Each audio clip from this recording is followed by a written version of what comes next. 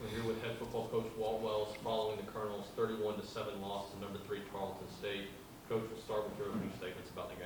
Yeah, congratulations go to Tarleton, and their second half performance was outstanding, and they came in and obviously did a better job than we did with everything and how we handled halftime, and so they came out and in that third quarter they took control of the football game, and we've got to learn from that, grow from that, and obviously have a great week of practice as we get ready for the Central Arkansas game.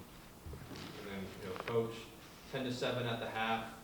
You guys had a big stop on defense to get them out of field goal range.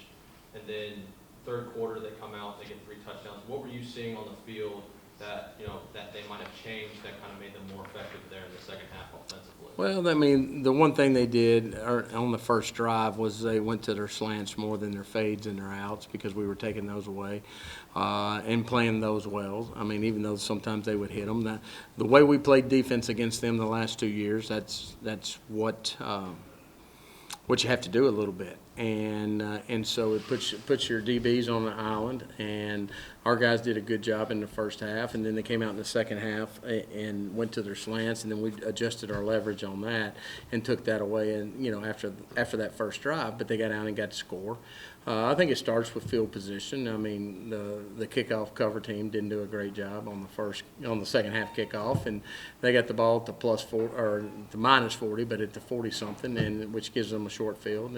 And I want to say we had the big run rip off right there, and that's something that we had a guy get out of gap, and you can't do that. In the first half, it seemed like the offense, they get that touchdown. There seemed to be some momentum building.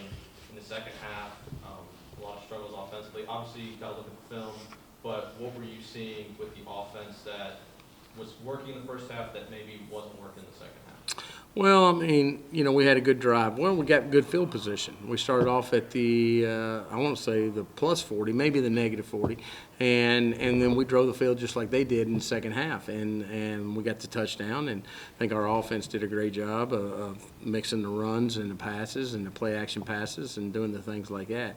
In the second half, we just couldn't rip any good runs off. And just hand the ball off and get some yardage. And our offensive line is got to continue to grow and get better. And those guys work hard, but you got moving parts in there, and you got to move the parts around and get them to the right places. And we've got some guys that are injured right now, and so that's no excuse. That's just part of it. And they've got to They've got to step up and make the plays when, and nobody thinks of an offensive lineman making play. His play is not to be noticed and not have the sacks and not have the negative runs.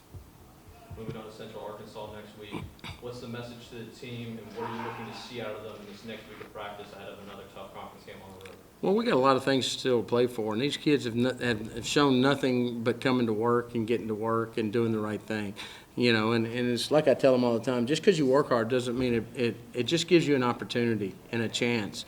And then you got to go seize the opportunity when the time comes. And, that's the thing that we got to learn and we got to be better at. And we got to keep looking at, as coaches, at where we can continue to put them in better spots to be more successful.